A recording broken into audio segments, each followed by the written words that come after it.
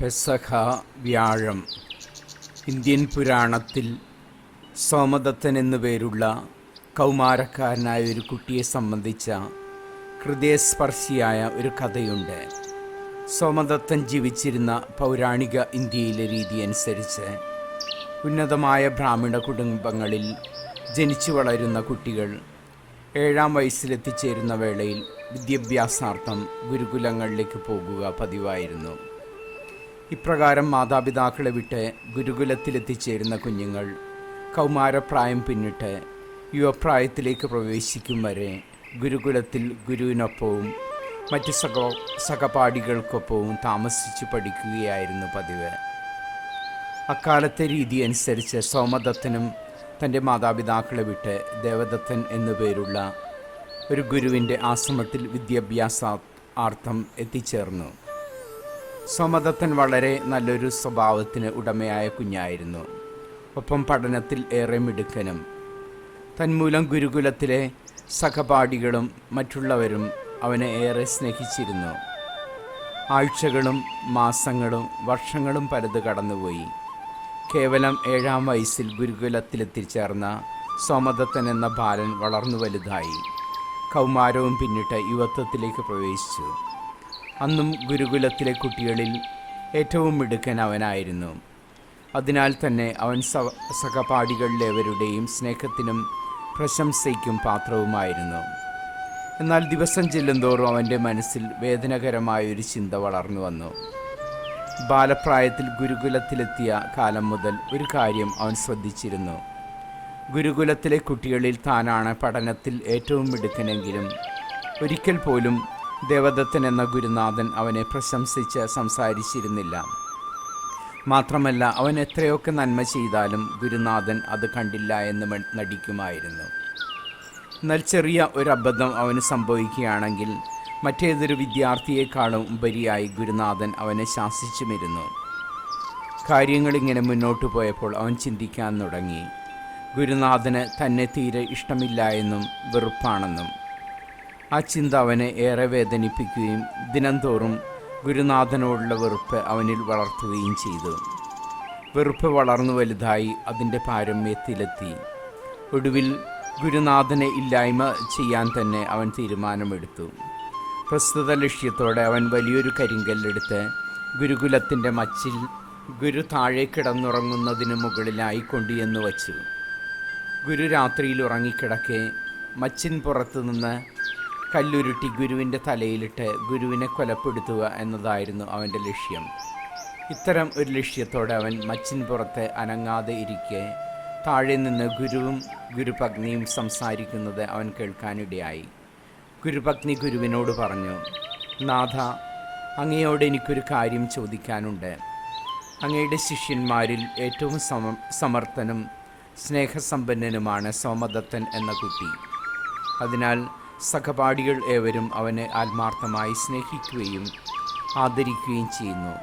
എന്നാൽ അവൻ ഈ ഗുരുകുലത്തിലെത്തിയ കാലം മുതൽക്കേ ഒരു കാര്യം ഞാൻ ശ്രദ്ധിച്ചിരുന്നു.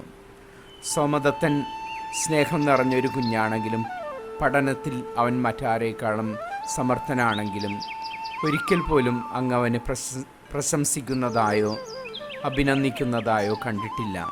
മാത്രമല്ല, അവൻ്റെ ഭാഗത്തു നിന്ന് ചെറിയൊരബദ്ധം സംഭവിച്ചാൽ പോലും അങ്ങവനെ കഠിനമായി ശാസിക്കുന്നതായും ശിക്ഷിക്കുന്നതായും ഞാൻ കണ്ടിട്ടുമുണ്ട്.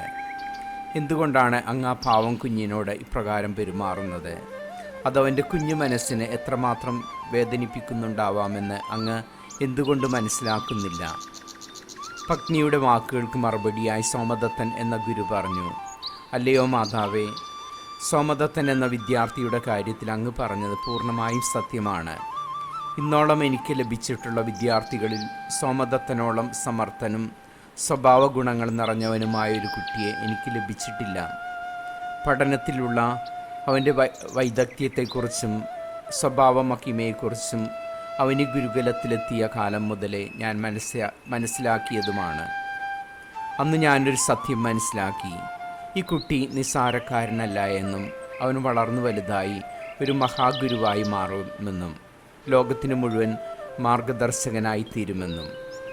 അതിനാൽ അവൻ പഠനത്തിൽ പിന്നിലാവാതിരിക്കാനും കൂടുതൽ ഉന്നതിയിലേക്ക് വളരുന്നതിനുമായി അവൻ്റെ കഴിവുകൾ കണ്ടിട്ടും കണ്ടില്ല എന്ന് നടിച്ച് അനാവശ്യമായി പോലും അവനെ ഞാൻ ശാസിച്ചു. എൻ്റെ അത്തരത്തിലുള്ള കർക്കശമായ പെരുമാറ്റം അവനെ സംബന്ധിച്ചിടത്തോളം ദോഷകരമായി തീർന്നില്ല, നന്മയ്ക്കായാണ് ഉപകരിച്ചത് എന്നാണ് എൻ്റെ ഉറച്ച വിശ്വാസം. എന്നാൽ എൻ്റെ ഈ വിധമുള്ള പെരുമാറ്റം മൂലം അവൻ്റെ കുഞ്ഞു മനസ്സ് വേദനിച്ചുവെന്ന് അമ്മയ്ക്ക് തോന്നുന്നുവെങ്കിൽ മേലിൽ ഞാൻ അവനോടുള്ള കർക്കശമായ പെരുമാറ്റം ഉപേക്ഷിച്ച് സ്നേഹത്തോടെ പെരുമാറാൻ നോക്കാം. ഗുരുനാഥൻ്റെ ഈ വിധമുള്ള വാക്കുകൾ കേട്ട് ഗുരുനാഥനെ കൊല്ലുക എന്ന ഉദ്ദേശത്തോടെ നേരം അതുവരെ ഗുരുകുലത്തിൻ്റെ മച്ചിൽ കരിങ്കല്ലുമായി ഇരിപ്പുറപ്പിച്ചിരുന്ന സോമദത്തൻ്റെ കണ്ണുകൾ നിറഞ്ഞൊഴുകി. അതവനെ അനുതാപത്തിലേക്ക് നയിച്ചു. പിറ്റേന്ന് പ്രഭാതത്തിൽ ഗുരുവിനെ സമീപിച്ച് അവനൊരു ചോദ്യം ചോദിച്ചു. ഗുരു, ഒരു ശിഷ്യൻ തൻ്റെ ഗുരുനാഥനെ വധിക്കാൻ തീരുമാനമെടുത്ത് പ്രവർത്തിക്കുകയാണെങ്കിൽ അത്തരത്തിൽ പ്രവർത്തിച്ച ശിഷ്യന് എന്ത് ശിക്ഷയാണ് നീതിശാസ്ത്രത്തിൽ വിധിച്ചിരിക്കുന്നത്? ഗുരു മറുപടി പറഞ്ഞു, നീതിശാസ്ത്ര വിധി പ്രകാരം വിദ്യ നൽകുന്ന ഗുരുനാഥൻ സൃഷ്ടി നടത്തിയ ദൈവത്തിന് സമാനനാണ്. അതിനാൽ ഗുരുനാഥനെ വധിക്കാൻ ശിഷ്യൻ മനസ്സിൽ പോലും വിചാരിച്ചാൽ പ്രതിവിധിയായി അവൻ എരിതീയിൽ ജീവനോടെ എരിഞ്ഞടങ്ങണമെന്നാണ് നീതിശാസ്ത്രം വിധിച്ചിരിക്കുന്നത്. സോമദത്തൻ ഇപ്രകാരം ചോദ്യം ചോദിച്ച വേളയിൽ അവനെക്കുറിച്ച് തന്നെയാണ് അവൻ ആ ചോദ്യം ചോദിക്കുന്നതെന്ന് ദേവദത്തൻ എന്ന പാവം ഗുരുനാഥൻ അറിഞ്ഞില്ല. എന്നാൽ അന്ന് സന്ധ്യയ്ക്ക് സോമദത്തൻ എന്ന ശിഷ്യൻ വനത്തിൽ പോയി വിറകു ശേഖരിച്ച് സ്വയം ചിതകൂട്ടി അതിൽ പ്രാണത്യാഗം ചെയ്തു. ഏതൊരു രാജ്യത്തെയും പൗരാണിക കാലങ്ങളിലെ ചരിത്രം എടുത്തു നോക്കുകയാണെങ്കിൽ നമുക്കൊരു കാര്യം മനസ്സിലാക്കാനാകും. ഏതൊരു സമൂഹത്തിലും വിദ്യ പ്രദാനം ചെയ്യുന്ന ഗുരുനാഥൻ ഏറെ ആദരിക്കപ്പെട്ടിരിക്കുന്നു. വിദ്യാർത്ഥികളാൽ മാത്രമല്ല, നാട്ടിലുടനീളമുള്ള ജനങ്ങളാൽ. അതിനാലാണ് വിദ്യാധനം സർവ്വധനാൽ പ്രധാനമെന്നൊരു പഴമൊഴി തന്നെ പ്രാചീന കാലത്ത് നിലനിന്നത്. ഇനി പൗരാണിക ഇന്ത്യയിലെ കാര്യം പരിശോധിക്കുകയാണെങ്കിൽ ജ്ഞാനം പകരുന്ന ഗുരു സൃഷ്ടി നടത്തിയ ദൈവത്തിന് സമാനനാണ് എന്നൊരു ചിന്താഗതി പോലും പ്രചാരത്തിലിരുന്നു. എന്നാൽ ഇന്നത്തെ സുവിശേഷത്തിൽ നമ്മൾ കാണുന്നത് കേവലം ഗുരു മാത്രമല്ല, ജ്ഞാനത്തിൻ്റെ ഉറവിടമായ ദൈവമായിരുന്നിട്ടും അതെല്ലാം വിസ്മരിച്ച് കേവലം മനുഷ്യരായ തൻ്റെ ശിഷ്യന്മാരുടെ പാദങ്ങൾ കഴുകി വൃത്തിയാക്കുന്ന ഗുരുവും ദൈവവുമായ യേശുനാഥനെയാണ്. യേശു ജീവിച്ചിരുന്ന കാലത്ത് യൂദയായിൽ ജീവിച്ചിരുന്ന യഹൂദർക്കിടയിൽ നിലവിലിരുന്ന ഒരു ആചാരമായിരുന്നു ഭക്ഷണത്തിന് മുന്നോടിയായി ഒരു ഭവനത്തിലേക്ക് പ്രവേശിക്കും മുൻപായി കാലുകൾ കഴുകി വൃത്തി വരുത്തുക എന്നത്. ഇത്തരത്തിൽ അത്താഴവിരുന്നുണ്ണാനായി ഭവനത്തിലെത്തുന്നത് ഒരു ഉന്നത വ്യക്തിയാണെങ്കിൽ ഭവനത്തിൻ്റെ നാഥനായ ആതിഥേയൻ തന്നെ ഭവനത്തിന് മുന്നിലേക്ക് ഇറങ്ങി വന്ന് അതിഥിയുടെ കാലുകളിലേക്ക് വെള്ളമൊഴിച്ചു കൊടുത്ത് കാലുകൾ കഴുകാൻ സഹായിക്കുമായിരുന്നു. അതിസമ്പന്നരായ യഹൂദ പ്രഭുക്കന്മാരുടെ ഗൃഹങ്ങളിൽ ഇപ്രകാരം അതിഥികളെ കാലു കഴുകാൻ സഹായിച്ചിരുന്നത് അടിമകളായിരുന്നു. യേശുവും ശിഷ്യന്മാരും അന്ത്യപെസഹ ഭക്ഷിക്കാനായി ഒരു ഭവനത്തിലേക്ക് പ്രവേശിച്ച വേളയിൽ ആ ഭവനത്തിന് മുൻപിലും ഏതൊരു യഹൂദ ഭവനത്തിലെന്നതുപോലെ കാലുകൾ കഴുകി ശുദ്ധി വരുത്തുന്നതിനായി ഒരു കൽഭരണിയിൽ നിറയെ വെള്ളം വച്ചിരുന്നു. മേൽപ്പറഞ്ഞ ഭവനത്തെ സംബന്ധിച്ചിടത്തോളം ഒരു ആതിഥേയൻ ഇല്ലായിരുന്നുവെന്നതിനാൽ അത്തരം സന്ദർഭത്തിൽ ഭവനത്തിലേക്ക് പ്രവേശിക്കുന്നവർ തന്നെ കൽഭരണിയിൽ നിന്ന് സ്വയം വെള്ളമെടുത്ത് കാലു കഴുകി വൃത്തിയാക്കുകയോ കൂട്ടത്തിൽ പ്രായം കുറഞ്ഞ ഒരുവൻ വെള്ളമെടുത്ത് കൊടുത്ത് കാലു കഴുകി വൃത്തിയാക്കാൻ മറ്റുള്ളവരെ സഹായിക്കുകയോ ആയിരുന്നു പതിവ്. എന്നാൽ യേശുവും ശിഷ്യന്മാരും പെസഹ ഭക്ഷിക്കാനായി ഒരു ഭവനത്തിലേക്ക് പ്രവേശിച്ച വേളയിൽ ഇത്തരത്തിലൊന്നും തന്നെ സംഭവിച്ചില്ല. അവരേവരും തന്നെ ഭവനത്തിന് മുൻപിൽ വച്ചിരുന്ന വെള്ളം നിറച്ച കൽഭരണിയെ പൂർണ്ണമായും അവഗണിച്ചുകൊണ്ട് സ്വയം കാലു കഴുകാതെയും മറ്റുള്ളവരെ കാലു കഴുകാൻ സഹായിക്കാതെയും തിടുക്കത്തിൽ ഭവനത്തിലേക്ക് പ്രവേശിക്കുകയായിരുന്നു. അവർ എന്തുകൊണ്ടാണ് ഇപ്രകാരം പെരുമാറിയതെന്ന് സുവിശേഷകൻ ഇവിടെ വെളിപ്പെടുത്തുന്നുണ്ട്. സുവിശേഷകൻ പറയുന്നത് ഭവനത്തിലേക്ക് പ്രവേശിക്കും വേളയിൽ തങ്ങളിൽ ആരാണ് വലിയവനെന്നും പ്രധാനി എന്നതിനെയും കുറിച്ച് അവർ തർക്കിക്കുകയായിരുന്നുവെന്നാണ്.